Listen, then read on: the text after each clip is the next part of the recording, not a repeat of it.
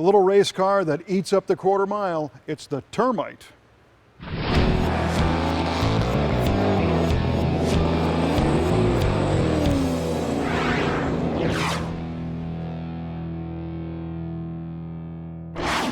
Back in the early 1960s, Ford sold an economy car called the Falcon. It was a lightweight, basic car that delivered great economy from the 144 cubic inch Thrift Power six-cylinder engine. You know, the kind of platform that makes for a great race car.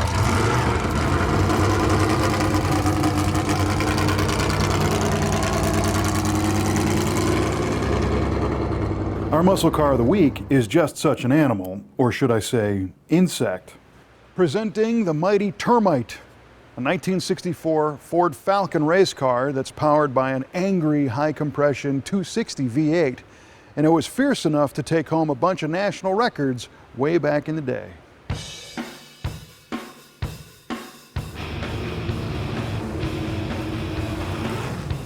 The American Hot Rod Association was a wildly popular racing organization in the late 1960s with over 2,400 sanctioned events and 25,000 members in 1969.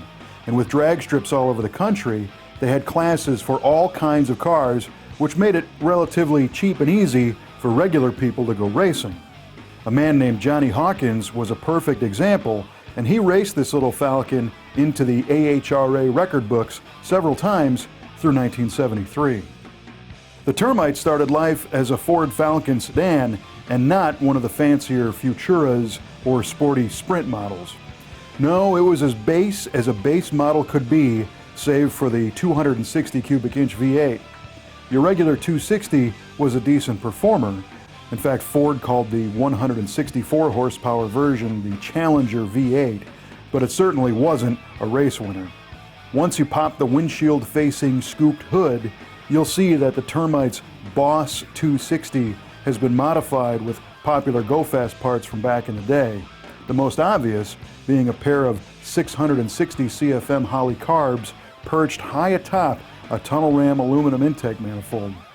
You won't find any power steering, power brakes, air conditioning, or other weight-adding, power-robbing accessories, but you will find long tube headers, a PCV catch can, an aluminum radiator, and a hot ignition system.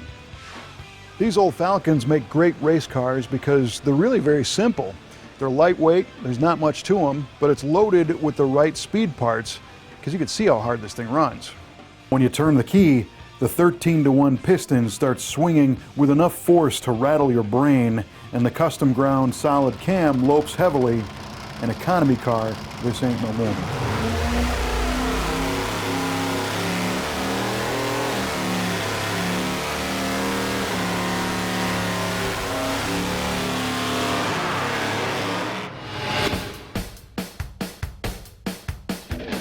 The 3-inch exhaust snakes past the Art Car automatic C4 transmission and dumps just in front of the 9-inch rear axle, which is held in check with traction bars so the pie crust slick tires don't twist the leaf springs into a knot on hard launches. A line lock and 3,500 RPM stall converter help the driver spin the 260 up into its power band so it launches with everything it's got when you let it all go. Up front, the elevated stock-style suspension rides on skinny chrome Krager mags and stops with manual disc brakes.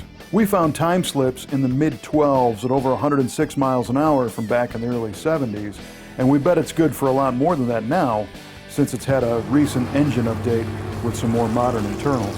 The Termite's driver gets to sit on the original park bench front seat and is surrounded by a simple red roll bar.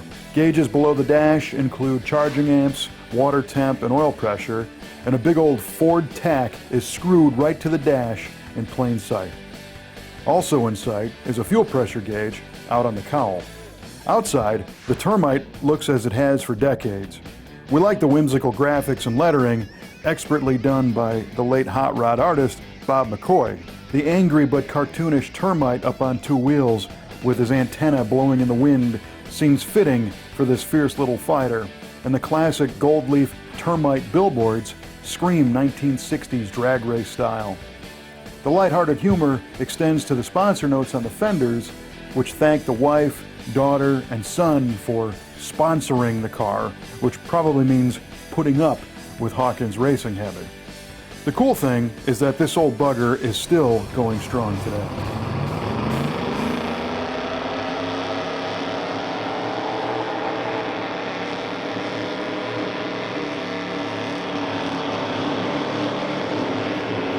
Thanks for watching this episode of Muscle Car of the Week. We hope you enjoyed our visit with the Termite. You know, the way this car eats rubber, maybe it should have been called the Termite. No, that was bad. We have more cars just like this on our website at musclecaroftheweek.com, and you can share your thoughts with us on our Facebook page or YouTube channel. And we will see you next time with another cool muscle car from the Brothers Collection.